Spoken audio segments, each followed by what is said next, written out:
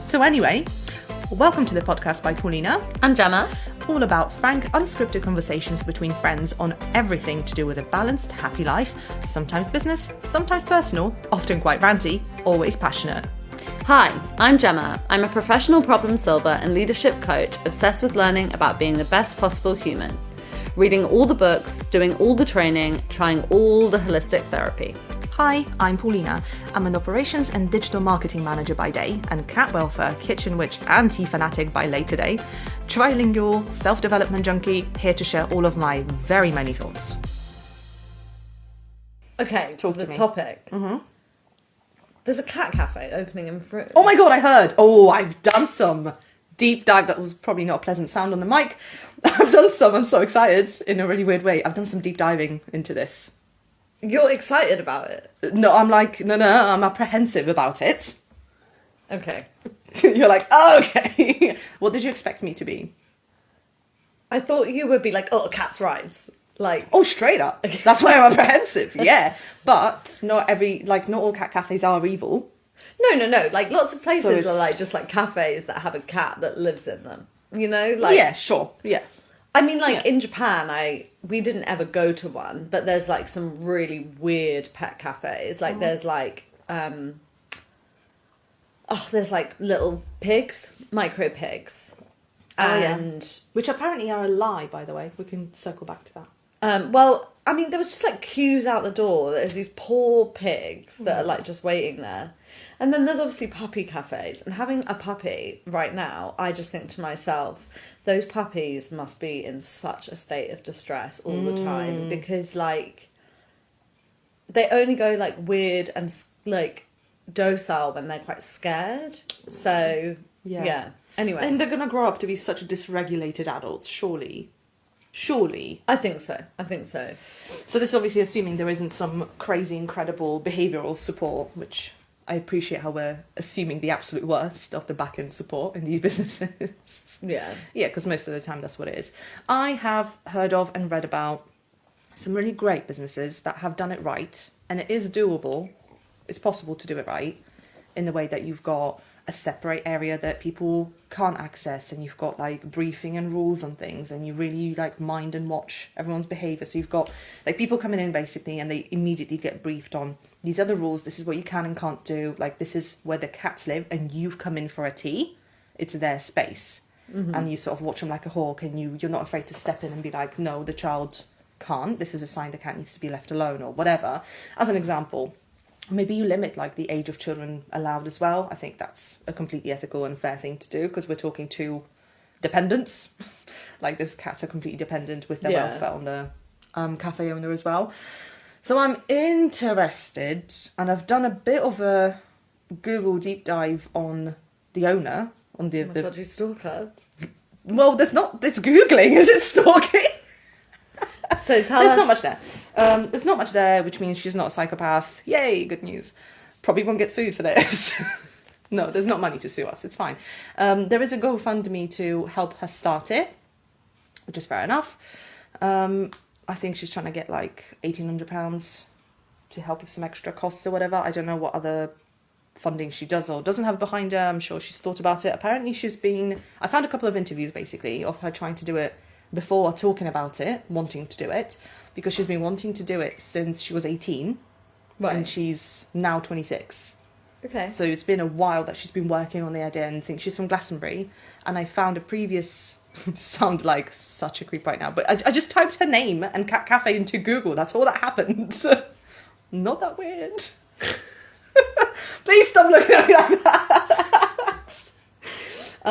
So I typed her name, first name, last name, and then like cats, literally. That's it, not even cat cafe, just cats, into Google. I just wanted to know, I wanted to know, for example, what I really wanted to see was maybe see a name come up as part of like a volunteer list somewhere, or I don't know, some other training or some other business. I just wondered if there was anything else in her history where she's done a business rather than a hobbyist approach and want to then make it into a business. So I have found out from a couple of interviews, nothing bad at all, just like your normal context to a business. So for her, it's all about her mental health and recognising that so many people can't access the comfort of having a pet around them because of rental restrictions, and how amazing it is to have even sort of short-term or temporarily for T to just have felines, or I'm sure other pets, but for her was cats. So it's her own personal story of how the cats helped her two cats, through her mental health, which I crazy relate to, obviously, because, you know, that's important and pets are great. So that's really, and yeah, apparently from that, when she was 18, she's just been working on it and thinking about it in some way for the last 8 years or whatever. And I have found a previous, this is 2021 page, where she was trying to also like raise funding, really crude page. I think it was just some council sort of, here's where you can get some funding and talk about your project. But I mean, looking at the page design, so let's get my like website nerd out there, but looking at that, no fucking wonder she couldn't get the funding. The page looks fucking awful. It wasn't made by her. It would have been like, this is the featured project and this is its timeline. Oh my god, it just looks terrible. It looks like it's like literally brought in from like 85. Like no one knows what design looks like, and it's just this awful sort of like early Excel looking graph of like donations being plotted out. It looks terrible. So it was wasn't that for the cafe in Frome? That was for Glastonbury. Right, okay. So when she was previously thinking, the project was cat cafe, but like witchy cat cafe. There was like a witchcraft. Isn't that still the vibe with this? Oh, I don't know. And that's not what I'm saying. This is like a book literature cafe. So there's bookshelves, books. People can just like library sort of style access, while it's a cat cafe. Mm-hmm. So they'll be serving hot drinks, lunch, and there's some literature that people can just like access there. And there's cats.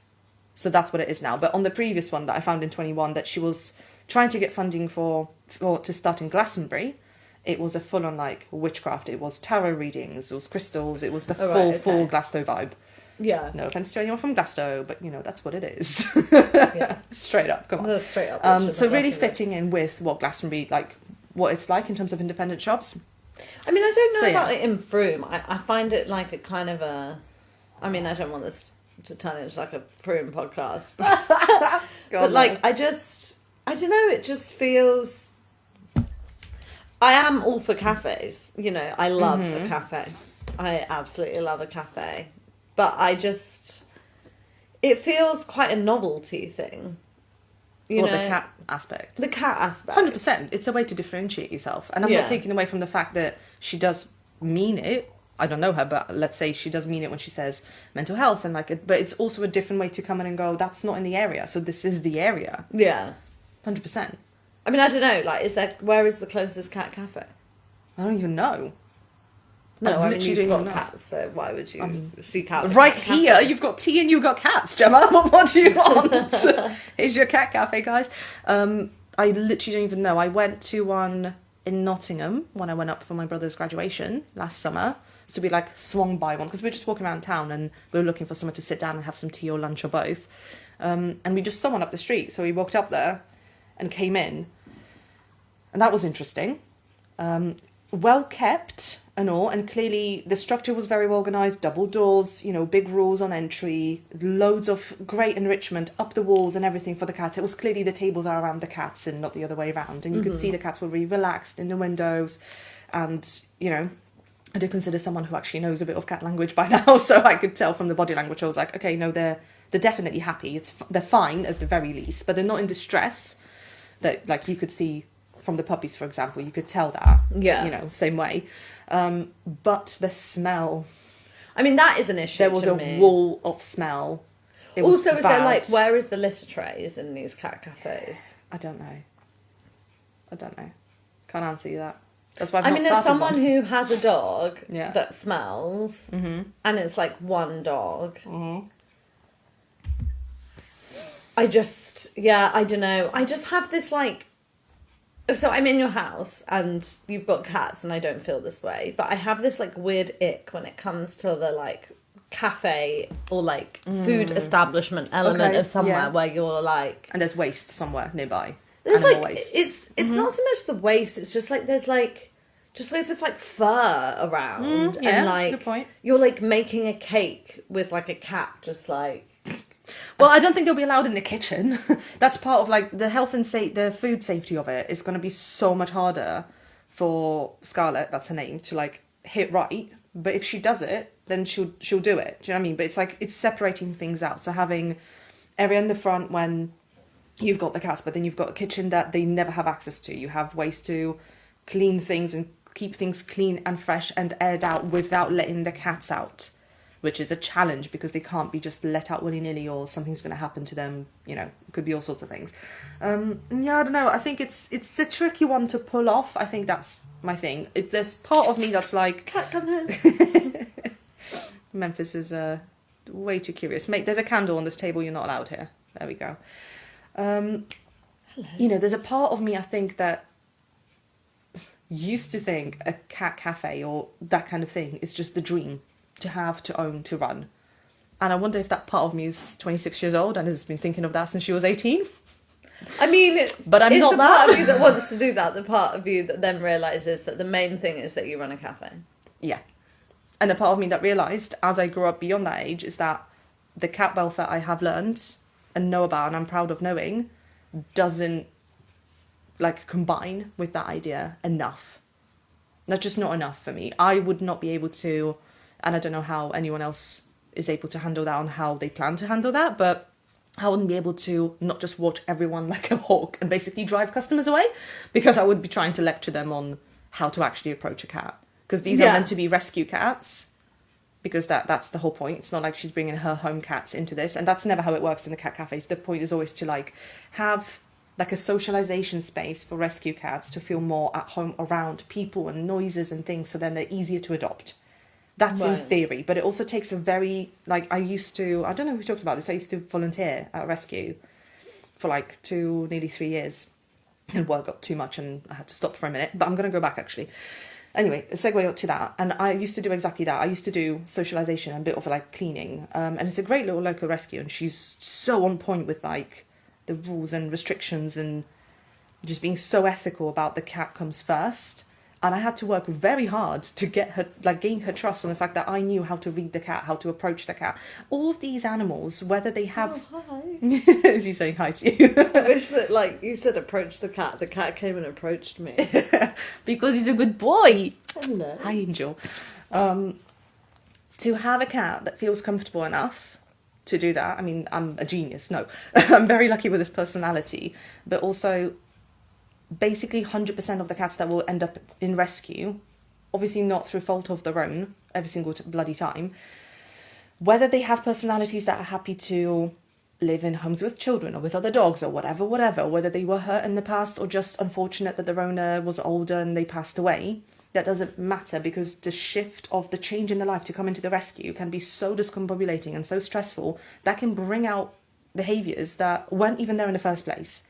And it takes so long, and the right approach to calm them, reassure them, socialise them, build their trust. And they have people changing, they have a new place, noises. Cats hate change, any change. If I move their plates, they'll be like, ugh. Like, he huffs. Do you know he huffs at me when he's not happy with me? He'd be like, ugh, ugh. Like literally make a noise like that. So anyway, my point is, long story short, is that my question is, what kind of cats are you bringing into this? And is it actually going to benefit the cats? Because if you're saying, like, this is a rescue thing and we're going to get them to be, like, feeling better about that, then actually the cats who need the most socialisation aren't fit to be in that cafe. Ones. Yeah. So you're already bringing cats that probably would have been easily adopted, because those are the only cats who will benefit from this environment. So it's tricky. So what I'm hearing from this is that maybe you need to be, like, consulting for her on this process. So, Scarlett, if you're looking for a passionate cat lady to give you her advice, Paulina's your gal. Who was straight up for the idea, don't get me wrong. I'm for the idea. I really am. I mean it. I don't think there's enough cafes in Frome. We need more cafes. And I'm for bringing, like, cats to a better public opinion. That it's always like, dogs are so great, man's best friend, and cats are, you know, evil and mean and spiteful and all that crap, and I'm over it. So I'm all for the theory of it. I just think the reality of it is trickier. Yeah, and what I'm thinking is, well, I won't be able to take my dog, so it's no, you're right. Yeah. So yeah, oh my god, I didn't even think of that. Sorry. No, you're right, you won't be able to. No. So there we go. That's it. Just Scarlett, make a dog cafe. And we're done.